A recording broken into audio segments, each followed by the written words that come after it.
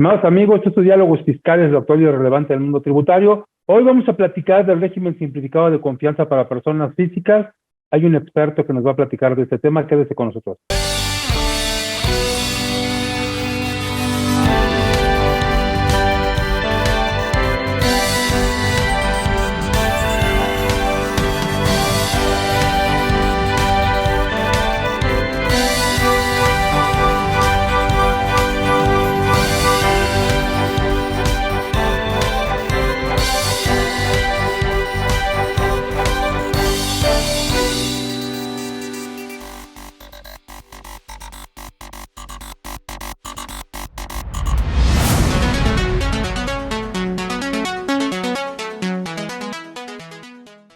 Bien, pues como comentamos en la introducción de este programa, hoy vamos a platicar del régimen simplificado de confianza de personas físicas. Vamos a resolver algunas dudas que existen al respecto y nos acompaña un experto que va a platicar del tema, el maestro José Alfredo Zaragoza. Buen día, a quien le agradezco mucho, maestro, que esté nuevamente con nosotros. Alfredo, muchas gracias que estés otra vez con nosotros. Hola, ¿qué tal, estimado doctor? No, al contrario, muchas gracias por la invitación, nos sentimos muy honrados y pues aquí estamos para platicar con mucho gusto, un ratito, por supuesto. Sí, muchas gracias por venir porque, bueno, he visto en distintos foros platicando distintos temas fiscales con mucha claridad y precisamente en este régimen simplificado, que creo que no tiene mucho de simplificado, tiene sus características muy particulares, pero bueno, pues ya estamos en un ejercicio bastante avanzado y creo que es prudente seguir hablando del tema. ¿Y de qué se trata este régimen simplificado y por qué se llama régimen simplificado y por qué se dice que es de confianza? Y creo que lo que menos existe es confianza, ellos casi calculan, ¿no? Entonces, por qué la denominación del régimen? ¿No es meramente el nombre publicitario del concepto? Claro que sí, estimado doctor. Primero, haciendo un poquito de eco de lo que comentabas, pues en realidad no somos expertos en régimen simplificado de confianza, pues partiendo del hecho de que estamos dando el banderazo de salida, ¿no? Y Claro. ahí todos los contribuyentes, asesores, pues vamos un poquito como a prueba y error, pero la realidad es que, pues justo en este momento creo que todos los que nos dedicamos a esta parte del área fiscal, pues tenemos más o menos el mismo tiempo de experiencia, ¿no? Sin embargo, pues sí, estamos ahí, nos gusta la materia fiscal, nos apasiona. Y bueno, respondiendo a tu pregunta, estimado doctor, claro que sí. Bueno, finalmente lo que se busca, al menos así pues lo define la razón de motivos cuando se presenta el paquete económico para 2022, pues es poder apoyar en la parte no solo de lo que es la determinación del impuesto, sino también en la parte de la simplificación administrativa a los contribuyentes, señalando pues situaciones que ya conocemos de tiempo atrás, ¿no? Que pareciera que aquí en México el hecho de poder pagar contribuciones, cumplir con las obligaciones, no solo aquellas de fondo, ¿no? Como pudiera ser propiamente el pago, sino también aquellas otras obligaciones accesorias o formales, el simple hecho de todo lo que conlleva ser contribuyente. Y bueno, haciendo eco de ello, pues se muestra, se pone ahí a consideración, en todo caso, para esta parte legislativa, esta parte del proceso legislativo, lo que es como tal, pues este régimen simplificado de confianza. Habrá que decir, ¿no? Que hubo dos banderas. Por un lado, el tema de la simplicidad, que como tal, pues podríamos señalar, al menos para las personas físicas, pues que sí, a la hora de efectuar el cálculo, la determinación del impuesto, pues no es tan complejo como pudiera ser algún otro esquema, algún otro apartado o régimen de las personas físicas, ¿no? Para efecto de la ley de impuestos sobre la renta. De confianza, ahí coincido un poquito contigo, doctor. La realidad es que pues no sé la confianza de quién para quién era, ¿no? Yo creo que era un asunto más de gánate mi confianza, tu contribuyente, conmigo fisco, más que la idea de que yo te tenga como tal confianza, ¿no? Porque pudiéramos decirlo así, para dar cabida, para dar preámbulo, inicio a esta plática, sí es simplificado, sí conlleva una cierta facilidad, pero habrá que señalar también que independientemente de que este régimen es optativo, habrá que ajustarse a ciertas características, habrá que cumplir requisitos para las personas físicas, pues la realidad es que más allá de que sea optativo o no sea optativo, sí es un régimen de cero tolerancia o de cero margen de error, por decirlo de algún modo. Es Claro. decir, tendremos que estar ahí atentos a no cometer el mínimo error, a no tener el mínimo margen de error que pudiera ponernos en una situación que incluso podría conllevar que quedemos como tal fuera del régimen. Entonces, simple sí, a la hora del cálculo, confianza no tanto, y por ahí entrado en gastos, estimado doctor, pues podemos decir que inclusive no sé hasta qué punto sí exista una simplificación en el tema administrativo, porque finalmente al ser un margen de cero tolerancia, de cero margen de error, pues sí en cierta parte podríamos decir que sí pudiera haber por ahí una ligera carga que pudiera resultar mayor para el contribuyente. Ok, a ver si alrededor de la plática vamos deshebrando un poco el concepto, que creo que es la idea, y a ver si después nos sigue quedando la idea de lo simplificado. Sí, estoy de acuerdo, es ingreso por porcentaje, de acuerdo en la tabla, pero hay otra serie de características, incluso la de la incorporación misma, que pudieran no hacerlo tan simple. Y decías tú, hay ciertos parámetros, hay ciertas condiciones que la persona física debe de cumplir para acceder al régimen. ¿Cuáles son esas primeras condiciones que nos establece la ley de forma tajante para estar dentro del régimen? ¿Quién sí puede estar en esa opción que nos da la disposición legal? Claro que sí. Podríamos señalar en un primer momento el tema de los ingresos. O sea, como primer tabulador, como primer concepto de referencia, es la obtención de ingresos. Aquí en este caso, pues únicamente pueden elegir como opción este régimen, este apartado dentro de la ley del impuesto sobre la renta, aquellas personas físicas que como tal no hayan obtenido ingresos mayores a 3,5 millones. Ahora, la pregunta que seguramente viene aquí aparejado con esto, ¿qué tipo de ingresos? Y ahí lo que nos prevé la ley, pues refiere en todo momento a ingresos por actividad empresarial, ingresos por actividad profesional e inclusive a aquellos que se generen por otorgar el uso o goce temporal de bienes. En principio se contemplan los ingresos del ejercicio inmediato anterior. Sin embargo, vía disposiciones transitorias, pues se señala que, digamos que este ejercicio, que es el banderazo inicial de este régimen, pues se van a tomar en consideración lo que a bien son los ingresos facturados en 2019. ¿Por qué hacer énfasis también en este tema de ingresos facturados? Porque la base impositiva o lo que se considera para efecto de calcular y determinar el impuesto sobre la renta en este apartado, pues está directamente vinculado a lo que son los ingresos efectivamente percibidos.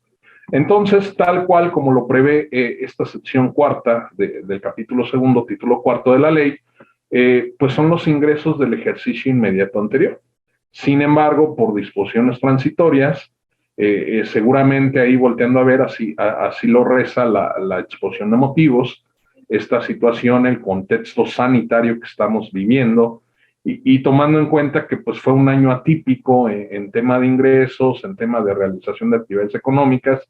Bueno, más bien hablamos de 2 años atípicos, ¿no? Lo que es el ejercicio propiamente 2020 y 2021. Por eso se nos señala que tendremos que voltear a ver en este momento, que va a ser el ejercicio de inicio de este régimen, es decir, 2022, que es el ejercicio que actualmente está corriendo. Habrá que voltear a ver los ingresos facturados en 2019.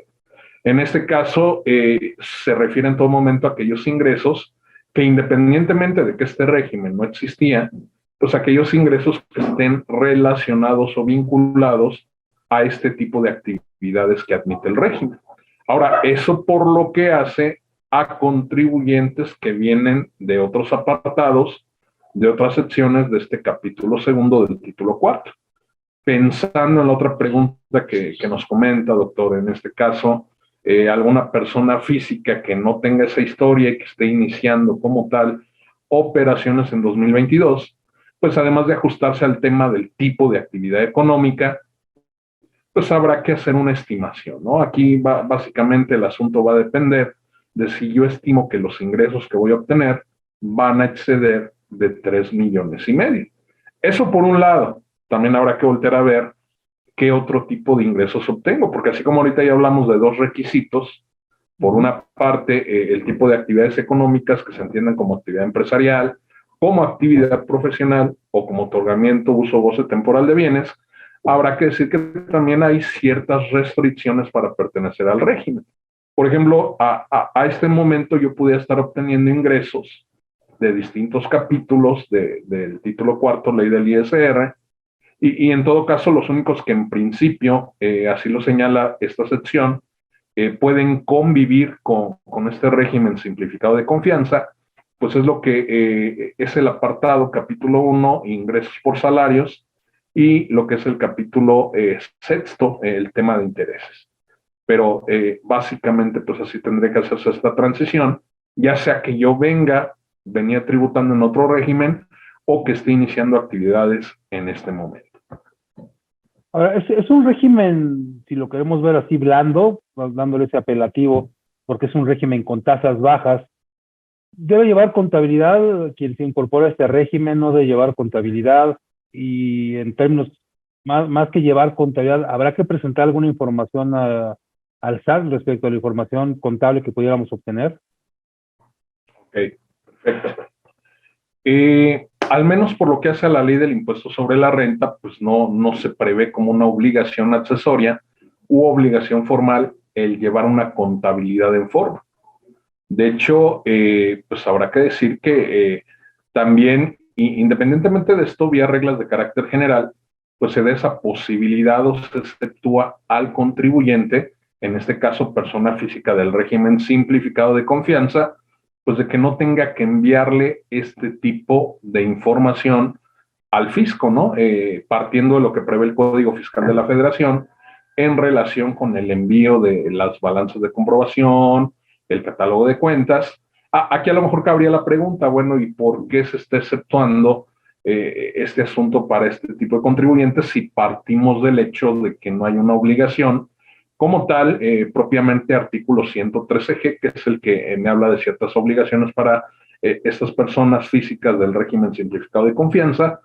Pues partimos del hecho de que finalmente, independientemente de mi régimen que yo maneje en la ley de impuestos sobre la renta, pues voy a ser objeto, voy a ser sujeto también de otro tipo de leyes de carácter fiscal o tributario, ¿no? Como es la ley del impuesto al valor agregado, la ley del impuesto especial sobre producción y servicios, y que finalmente, pues ahí al no manejar algún tipo de ingreso específico, al hablar en todo momento de actos o actividades, al no haber regímenes como tal dentro de la ley del IVA, por ejemplo, pues sería ahí esta excepción, ¿no? Quedar relevados.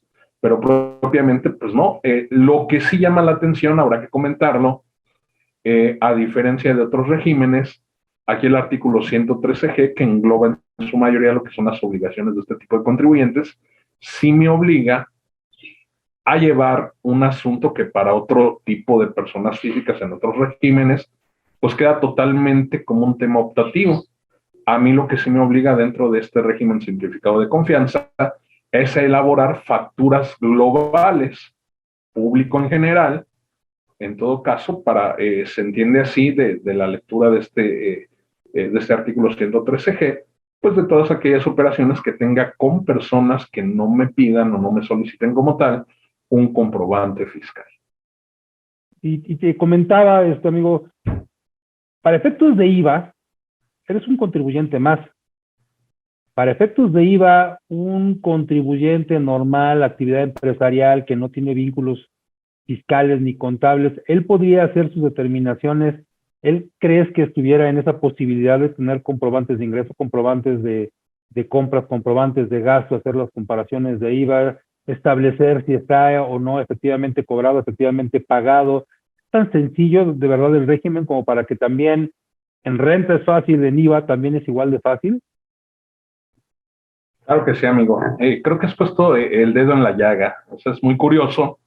Este régimen, cuando surge a partir de esta reforma y por supuesto que se le da ahí el bombo y platillo a nivel de instituciones de gobierno, del propio SAT, pues la mejor forma de venderlo, la mejor forma de darlo a conocer, sobre todo partiendo de que es un tema optativo, pues fue hablar de las bondades del mismo. Si podemos rescatar alguna bondad, lo que tú ya mencionabas en el bloque anterior, pues podemos ahí resaltar este asunto de las tasas bajas, ¿no? Que tenemos una tabla que va del 1 al 2.5% y tan, Sin embargo, pues como bien señalas y como ya también lo avisorábamos nosotros en el bloque anterior, pues habrá que decir que para efectos de la ley del impuesto al valor agregado, para efectos de la ley del impuesto especial sobre producción y servicios, pues somos un contribuyente más. Por ahí podríamos señalar que tal vez la confianza únicamente nos alcanzó para tema de impuestos sobre la renta, ¿no? Es decir, en tema de ley del IVA, pues si no fuera por esta reglita de carácter general que a mí me exceptúa de no tener que enviarle contabilidad al fisco, pues estaría en igualdad de circunstancias como los demás contribuyentes, ¿no? Habrá que tomar en cuenta que para estos efectos, pues sí debo llevar un control. Por ahí se escuchaba, ¿no? Gente que decía, yo me voy a ir al reciclo, personas físicas, porque no tengo deducciones, no tengo como tal que estar recabando comprobantes fiscales, y rápidamente topamos con la sorpresa de que a nivel de la ley del IVA, pues no tenemos un tratamiento especial o un tratamiento diferenciado. Es decir, no podríamos hablar como tal de un IVA, por llamarlo de algún modo, simplificado de confianza, ¿no? Digo, tal vez en la práctica exista, pero porque así se llama el formulario electrónico, ¿no? A la hora de determinar y calcular el impuesto a cargo derivado del IVA, pues tendremos que hacer la misma mecánica y aplicar lo mismo que cualquier contribuyente.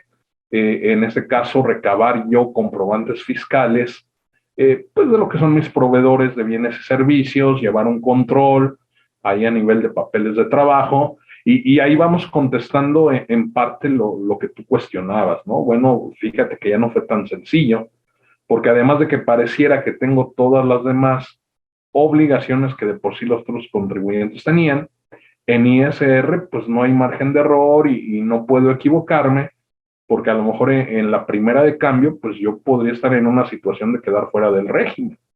Entonces la realidad pues es que sí hay esa posibilidad. Eh, la ley del IVA señala que yo puedo acreditar aquel IVA que se identifique con actos o actividades que pues en este caso están grabadas, ¿no? Es decir, las erogaciones que yo efectúe con proveedores de bienes y servicios pues tienen que ser estrictamente indispensables, y la propia ley del IVA señala que esto se actualiza en el momento que esas erogaciones pues son deducibles para efecto del impuesto sobre la renta. Por ahí el SAT incluso sacó una reglita miscelánea, a lo mejor para dar un poquito como de, pues yo no sé si llamarle certidumbre, ¿no? De repente pareciera que le damos ahí más crédito a las publicaciones que hace el SAT, a este tema de preguntas y respuestas, trípticos, etcétera, señalando que, pues derivado de la actividad que tú realizas y aunque no tengas deducciones, pues en este caso sí puedes considerar el IVA de esas erogaciones, siempre y cuando pues se entendiera para efecto de la actividad que realizas, pues se hubieran podido deducir, y que así lo contempla como tal la ley del impuesto sobre la renta. Digo, ahí la redacción está un poquito, un poquito desafortunada, pero sí, finalmente sí existe esa posibilidad. Ahora, habrá que mencionar que la propia ley del impuesto sobre la renta también no me quedo a salvo, ¿no? Me dice el artículo 113G que estoy obligado a recabar mis CFDIs, mis comprobantes fiscales, de mis gastos y de mis inversiones, precisamente pensando en otra obligación que sí existe, ¿no? Como es el hecho de que si tengo personal a mi cargo, pues en este caso se entiende que quedo obligado a hacer el pago en la participación de utilidades o PTU. Claro, ahí cambia un poco las cosas. ¿Quiénes no pueden estar en el régimen? Digo, para terminar y ver que también no cualquier persona física podría estar aún teniendo el monto de ingresos. ¿Quiénes no podrían estar en este régimen simplificado de confianza? Claro que sí. En principio, aquellas personas físicas que no realicen las actividades que ya señalamos y que a su vez tengan alguno de los regímenes que ya comentamos que son compatibles. En este caso hablamos de lo que son salarios y son intereses. Sin embargo, también queda cerrada esta parte para aquellas personas físicas que sean socios o accionistas de personas morales, ¿sí? Eso por una parte. También ahí tenemos otra situación, como es el que no aplica este régimen de facilidades, partiendo del hecho de que es optativo, para aquellos residentes en el extranjero que, siendo personas físicas, tengan un establecimiento en territorio nacional. Y bueno, también por ahí le ponen otro candadito, ¿no? Cierran esta posibilidad, de acuerdo a lo que prevé el artículo 113E, pues a aquellas personas físicas que obtengan ingresos que se asimilen a salarios, que se identifiquen con las fracciones cuarta, quinta y sexta del artículo 94 de la ley del impuesto sobre la renta. Básicamente, pues serían los contribuyentes que no tendrían en principio esa posibilidad, estimado doctor. Que no se combinan todos estos con el régimen simplificado. Muy bien. Te agradezco mucho toda esta participación y yo te pediría un último vaticinio. Al final del día, este régimen simplificado, para quien lo entendió, para quien lo alcanzó a estudiar o fue debidamente asesorado, es un régimen de excepción y un régimen con beneficios. En tu perspectiva, ¿te parece un régimen que vaya a perdurar en el tiempo? Ok. Pues mira, doctor, te diría, en principio, digo, pareciera que la intención es buena, ¿no? Pero si volteamos a ver los hechos y no las palabras, basta con voltear a ver las reglas misceláneas que son aplicables, o las reglas de carácter general, que son aplicables a personas físicas y personas morales, y casi dobletea tema de personas físicas, ¿no? Ahora bien, no creo que quede así tal cual. Creo que va a tener adecuaciones y al final podremos decir que se trata de un caballo de Troya, ¿no? Para, pues, dejar de lado el RIF y trascender a lo que es, vamos a llamarlo así, un régimen de mayoría de edad, estimado maestro. Así es, te agradezco mucho porque coincido con tus ideas, con tus conceptos, y te agradezco mucho que los hayas venido a clarificar aquí para la gente que nos sigue, para nosotros mismos es importante analizarlo, y bueno, queda la puerta abierta para una invitación a otro programa que hable de las personas morales. Por lo pronto, bueno, nos veremos la próxima semana en una emisión más de Diálogos Fiscales. Muchas gracias, José Zaragoza, maestro especialista en contribuciones. Te agradezco mucho. Muchas gracias.